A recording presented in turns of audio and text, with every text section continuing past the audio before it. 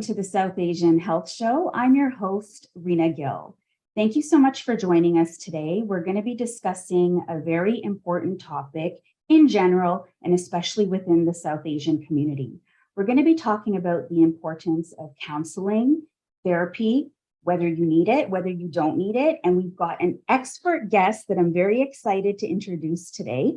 Her name is Jasbir Hundal. She's a registered social worker and the owner of Jasbir Hundal Counselling Services. Hi, Jazz. Thank you for joining us today. Hi, Rina. Thanks for having me. So excited to talk to you today.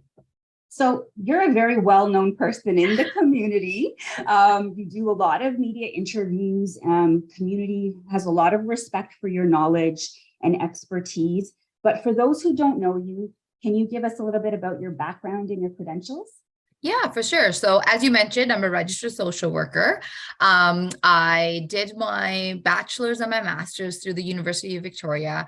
And I spent the last 15 years working within the government sector. So my role as a social worker kind of evolved depending on the position I was occupying. So I was an instructor for a few years. I did a lot of work with one-to-one with clients, predominantly from the South Asian community. So some of them were required to come see me, and others came at their own will. So for me, it's been a real pleasure working with our community, and my Punjabi speaking skills have definitely increased over the years. And that's kind of what sparked my interest in getting into private practice. So working with clients that were ready, that wanted the help, that wanted kind of to focus a little bit more on their individual healing, kind of prompted me to start my own private practice. And, the rest is kind of history from there. It just, I've been honestly blessed that so many people include me in their journey and include me in their life to come to me as an expert. And I always say, people are the experts in their own life. And I'm honestly, I'm just merely a guide to help them find some new tools to work on their health. Mm-hmm. Well, before I start picking your brain and asking you a bunch of questions, I'm going to do a little bit of a plug because Sure. We are super, super honored to have you as our feature cover story for the upcoming issue of the South Asian Health magazine. And because the Surrey Health Expo is coming up and you're coming out on the magazine around the same time, you're actually going to be at our event. So we want to tell all our viewers that to learn more about Jazz's personal and professional background, the feature cover story is going to go much more in depth. Mm-hmm. And as well, she's going to be at the event. So please do visit her booth to pick up a copy. So just wanted to do the plug. The Surrey Health Expo is Saturday, September 17th from 11 a.m. to 3 p.m. at Surrey City Hall. So let's get into it, Jazz. A very basic question let's start off with, because I don't know if everyone actually knows. What is counseling? What does it mean? Yeah. And that's one of the main questions that come up when I'm working with clients of the South Asian community, right? So when I get, parents, when I get like sometimes even elderly couples coming in, they are usually referred or kind of directed or kind of told by other family members, like you need counseling. And when they show up, they really don't know what their purpose is. So this is where I break it down for them as to, in the Western culture, there is an emphasis on looking at how the brain works, right? So what are our habits? What are our thoughts? What are our behaviors? What are our feelings? So we use those research-based evidence practices in the form of counseling. Now, how that translates over to our culture is we're already doing some of these practices, but a lot of them don't have the names. So, when we talk about mindfulness, that's a huge part of South Asian culture. When we talk about self-care and community building, again, another rich piece of our culture that we do, but it's understanding kind of how that Western and Eastern influence kind of mix together. So with me as the role of the counselor, I am explaining and guiding them through these tools. So if somebody says to me, I've got a problem with anxiety, I'm going to talk about, well, what are you feeling? Right? What are your symptoms? How does it affect your day-to-day? And then when we move on to coping, it's not coping that I'm going to suggest that they do. I'm going to say, okay, what are you already doing that works? right? Let's go from a strength-based perspective. Once we know what's working, let's add a few of these things that are going to improve your mental health and improve your wellness. You know, I'm so curious to know, Jazz, your experience within the South Asian community, because what I can say, for many years, I have seen so many people suffering from mental health issues. I'm not an expert. I can't diagnose them, but I know there's something there. There's an issue there. And whether it's amongst family or friends, there tends to be this sense of denial. You know, there's an acknowledgement that there's an issue, but it's a silent acknowledgement, right? And then there's a process of denial that, oh, they're just going through a phase, or it must be just, you know, something that they'll overcome, don't need to really address it and have a conversation about it. So I feel like this stigma, I feel like it exists. It still exists. Like, it's not really changing. Are people in the South Asian community embracing counseling and seeking therapy more so now? Or is it still the same as what it used to be before?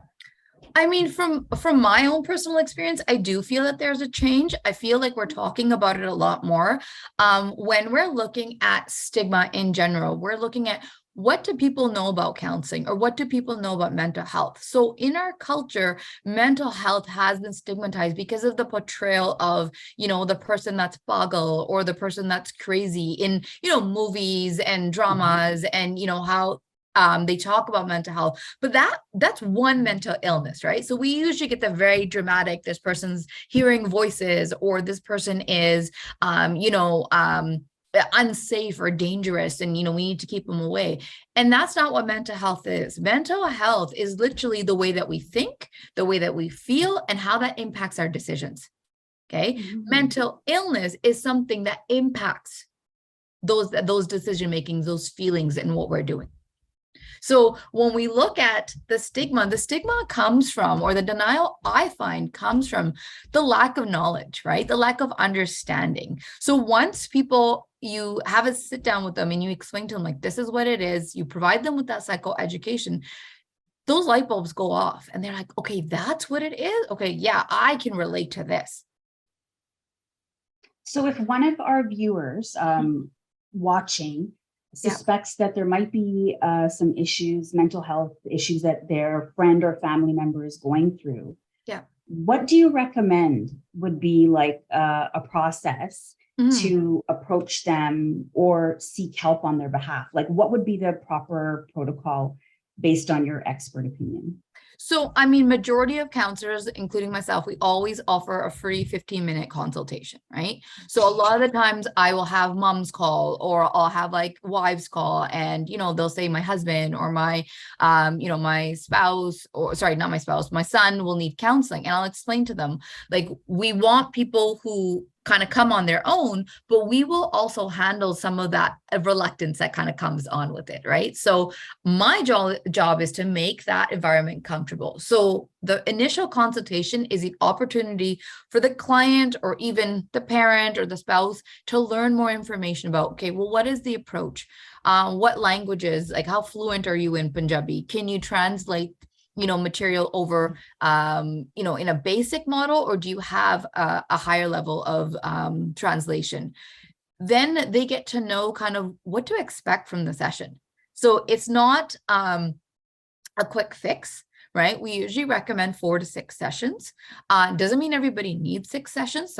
People may need more, people may need less, but we need to establish that rapport.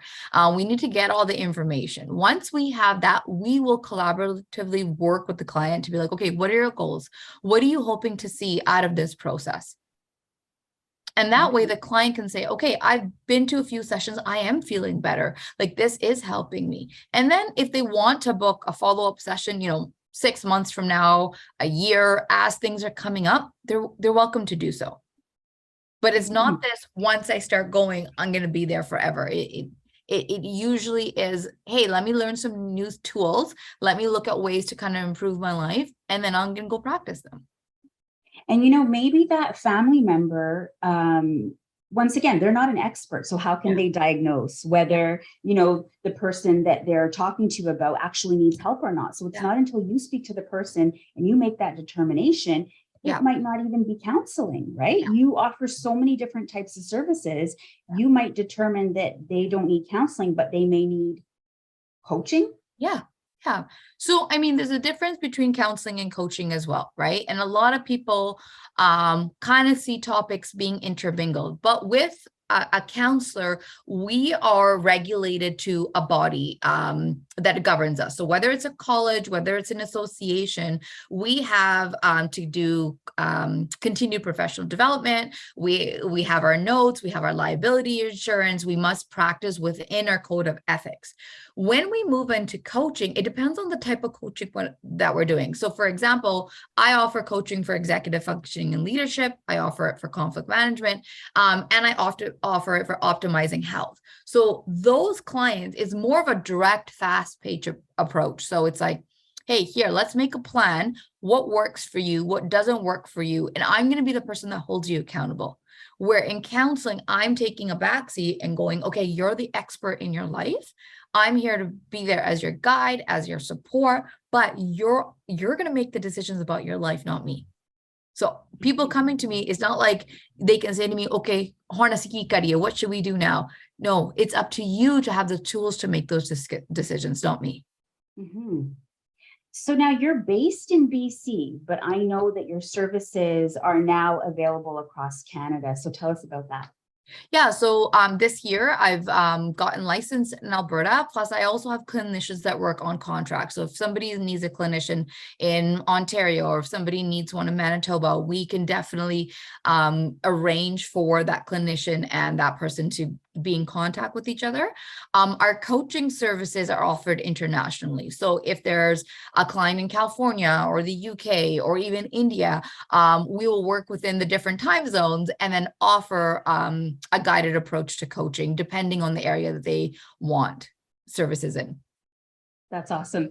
Jazz, I'm going to bring up something that you and I spoke about months ago when I first approached you about joining us in the South Asian Health magazine and the expo and everything.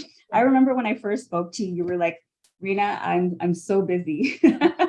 I've got so many clients, so many patients. And you were like, I really don't need to be out there actively promoting. And I know this about you too, because I know that for many years you have been actively engaging in the community. You've been, interviewing on different media outlets. But for me, it was that part of what we do is we highlight experts within the South Asian community. Mm-hmm. And I felt you were just like such a great fit. And the fact that the in-language aspect of it as well, because I remember in one of our conversations, we were talking about how that language barrier, right? Like sometimes people are hesitant to seek help and get information because, they're not fluent in English and they don't know where to go or who to speak to in their language. Yeah. So for us, like we're very honored to have, a person of your caliber on board. We're looking forward to working with you for many years to come as you expand internationally on a whole other level. And for those, as I said, for those who want to know more about Jazz's personal background, professional background, I'm excited to share her feature cover story with you in the upcoming issue of the South Asian Health magazine. And then if you want to pick up a copy, please come to the Surrey Health Expo on Saturday, September 17th. So before we wrap up, Jazz, is there anything you'd like to share about any upcoming exciting news in the future? Yeah, so I mean, it'll be in the magazine, but it's also on my Instagram page. So right now I am leading a joint venture with Future Ready Minds Counselling. So this is separate from my private practice, but I am providing a clinical consultation and director role to existing counselors that work with children.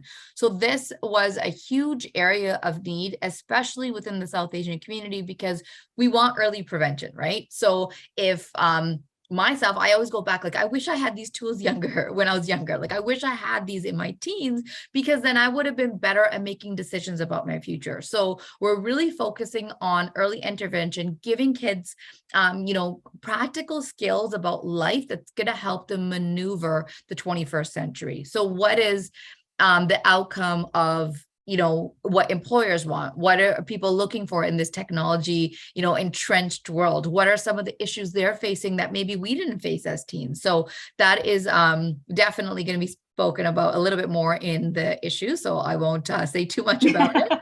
But yeah, that's something that is in the works. And I hope to let all my followers and everybody know a little bit more in the coming months.